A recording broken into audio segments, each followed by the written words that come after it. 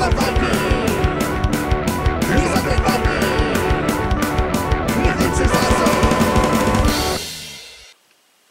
everybody, it's me, Undead Viking, and I'm here to talk to you about a game called We Have Goats. Now, whenever I think of goats, I think of the band Cake and their song, Sheep Go to Heaven, Goats Go to Hell. And I don't know, and it's been a while since I've seen that music video, but I do think that goat right there looks a lot like the goats that were in that music video. But this is a very whimsical card game. And then the cards that are both being used as cards to do actions and enact powers, but also cards that have like basically land spaces or that allow you to create pathing.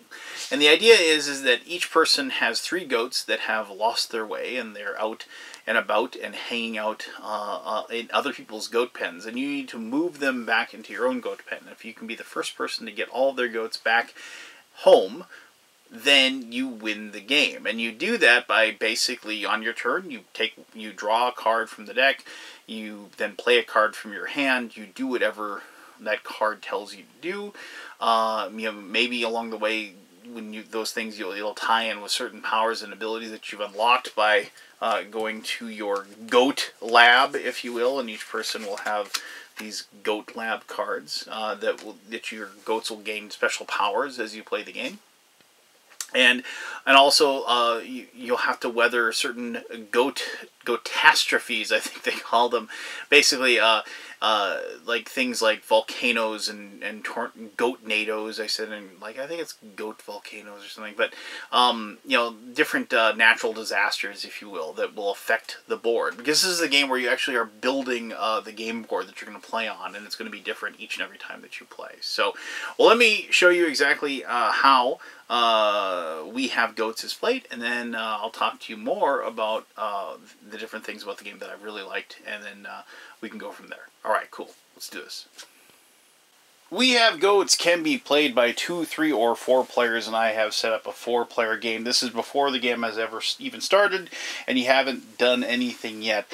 Each person places a goat pen in front of them, and then they take one goat and they place it in the other locations that aren't theirs. So orange places their goats here, here, and here. Blue here, here, here, and so on and so forth. Your goal in the game is to get your goats back to your own goat pen, and then you prove to be the best goat herder around. Each person will also get 2 of these goat extra special power cards. You place these next to your player board, and you place those face up. As part of your turn, when it is your turn, you can play a card to try to pay for the goat funds to pay off to enact the special ability. Like the Grass Walker allows you to walk on grass. You have to spend 8 points worth of cards to activate the Grass Walker ability. Phone Down, Ghost Town, Goat Lab 8, or the Zombie Kitty is 12. These are just basically powers that allow you to break the rules. Like Wide Awake Pancake allows, normally goats can't be in the same spot as each other, but if you have this, your goats then are able to stay in the same spot as the other. And of course, the artwork that I mentioned earlier maintains and stays the same with throughout all the cards and all the games. These are lock cards. You will get a special bonus when you unlock one of your red cards, allow you to beat the special ability. You also get a lock card, which you'll place on top of that. And then the lock cards themselves have a small special ability on them, or nothing sometimes. Like that one has nothing and nothing, but like this, that's like a 2 extra movement. Or this one with a little like goat butt on it, as my daughter constantly says, because each one of these tokens has like a goat on one side, and then on the other side, as my daughter says, it's a goat butt. So if your goat has somebody, like, there's lots of different ways your goat can become tipsy. Like there's a ability one of these cards here that actually has that shows the ability for a rock jumper. Goats can jump over boulders and other goats, and the goat makes them tipsy. So when you turn a goat over with their tipsy, then you can't move them until you flip them back over. And to make them untipsy, it costs you one of your movement points that you'll be using. So it's just one of the rules of the game, and that's just something that your goats are going to become tipsy, and it's something you're going to have to enact. So when you have a lock that gives you that, it's a free ability to make a goat non-tipsy. And these are special abilities, special extra movement and stuff that you can enact at the end of your turn, as long as you've got one of those on one of your red cards here, your unlockable powers. So each player will get 5 cards, and you'll always have 5 cards in your hand at all times, because the first thing you do on your turn is you draw another white card, and then you play your turn, and you'll be playing a card from your hand on your turn. And so a lot of the cards, I got a lot of these, the just move goat, moves a goat 3, and so on and so forth. Some of these, like blue, have special powers, like a goat portal, a trade places with another goat. Neither are in a pen. You'll notice that some of these, not all of them, like this one doesn't, but this one has a yellow amount, like that one does as well. And what you do then, if you don't use it for the special power, you will take, like, say, Zombie Kitty here, and then you'll place this underneath, like so, to show that you paid for 5 of, like, the 12 that you need to enact the power of the red card that you have. So I'm just going to dig through here and grab some of the other cards, just so I can show you some of the other abilities that these cards have and they can do. If you have a card that has a land on it, like so, you can place a land on the board. And this is the main thing that you're going to be doing to try to get your goats back to your spot. So you take that, and this is eventually going to be a 5x5 grid that you're playing on it, so you kind of equidistant it out, and then you can adjust as you play. And so then you go ahead and play the card, and you put it down, and you've built a way for that to go. Now, this little, this goat slider, if you will, it's like a slip and slide.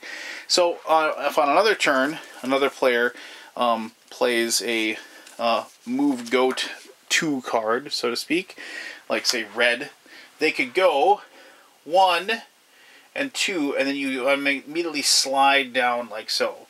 You can't ever choose not to do that. That's one of those things where if you ever then get another card that has another goat slider, like so, like this, and then you actually went like 1, you'd actually slide all the way, like so, to that point. So it's kind of a way you can chain things together. So you can see, though, as I'm playing that down, another one down, when you play a card that allows movement, you have kind of a conundrum in the situation, because yes, you do have to get your goats back to your pen, but you're also building a path for the other players to use as well. So you kind of have to play that against each other and figure out what you're going to do. So the interesting thing about the game is that, yes, you have a lot of turns where you're trying to build these a certain path or a certain way to go in certain directions, but you're also on other turns, like trying to you have to decide what's more important. Working to get your own goat back to your own pen, or doing something to try to slow down the people that you're fighting against. Now, some cards are like these orange cards that are just straightforward powers, like steal a random card from another player's hand and then play that card immediately. And these are all pretty self-explanatory. Draw 2 cards, play 1, discard the other. And these are just different things that you can have. Obviously, this game has humor, and so you have Marty McGoat. You move an opponent's goat up to 2 spaces, so you can do things like that to mess with other people. You do have the ability to place a land on top of a land, and you can either place it on top or you can remove it. You can go, and as long as there isn't another goat on the spot, you can go ahead and replace the land with that location, and you can alter the way it works. Some things like the Goat NATO allows you to rotate a card in any direction. There's also cards that allow you to swap cards, like so. When this happens, and let me just place some cards down here just so we can you can kind of see how this works. When you rotate a card, just put that down there like so. And this is a 5x5 grid, so I'm gonna have to move this out just a little bit here, but just so you can see, when you rotate a card, say the goat's right there. When you rotate the card, the goat stays on the same spot, if you will. And let me just, and a lot of times when you build out your map or you build out your pathing and everything like that, you aren't going to use up, you're not going to fill up every single spot. It just isn't going to happen. But let's just take this green guy. I like to move him here. When you swap out the spots, what happens? Let's say we're going to move. We'll just discard that one on the bottom. You're gonna swap these two. You don't want green to be that close or whatever. You don't rotate the direction of those tiles when you use the earthquake or the goat quake. I'm sorry, to move those. You don't actually you don't get to switch around. Another one of these big goatastrophes, as they're called. Take out the Volcano Eruption. Take out the first 3 land cards in the bottom of the deck and play them, so you can add a bunch of more land in that situation. Now, I'm going to show you a card really quick. There are Tundra land cards, and of course now I'm not going to have one here in this pile. There are Tundra land cards that look slightly different. And, well, actually, here, let me show you this one. The Electric Fence. This is a land card. Goats cannot enter, and this space can't be moved. So if you place something like that, all of a sudden there is just a big blockade that you can't. And this is all part of the whole process and the strategic movement that you'll be doing throughout the game. And as I said, the big decision that you have in any given turn is, are you going to try to prevent somebody from getting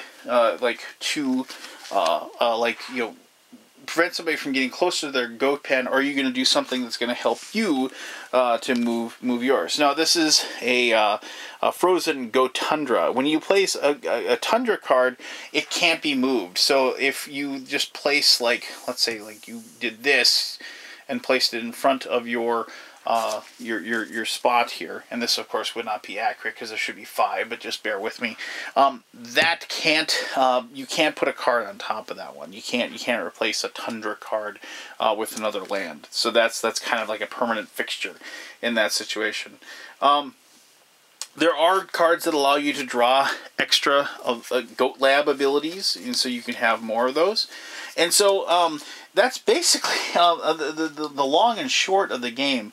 Is on your turn, you're going to be just drawing a card from this giant deck of We Have Goats cards, and then you're going to take a card out of there.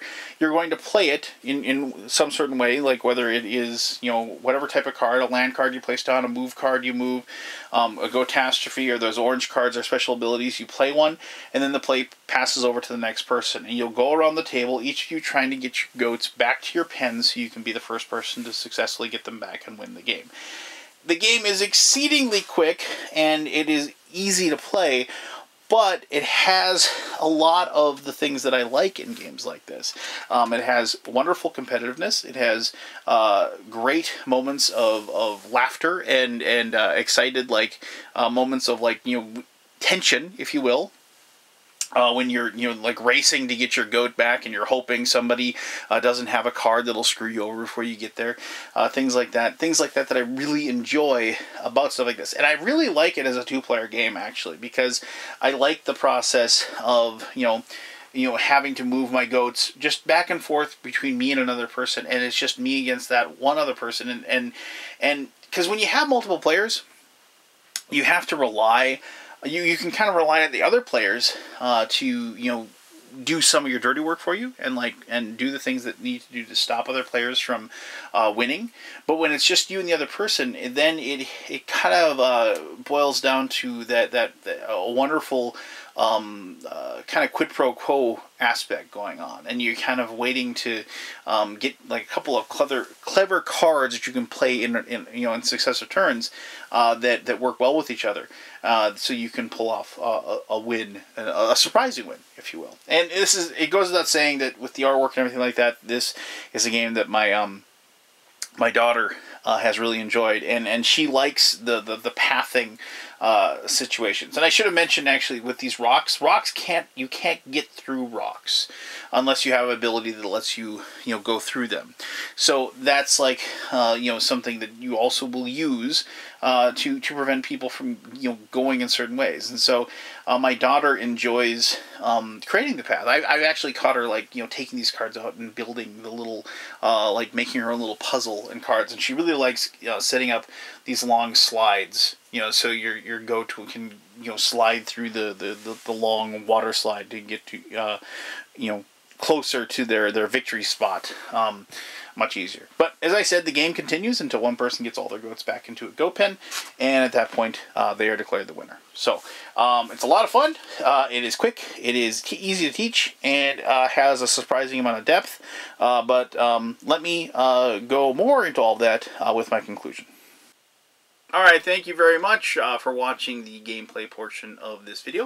As I said, my daughter has really enjoyed this. And this is one of those games that my number one opponent right now, as far as my board game world and board game experience, is my daughter.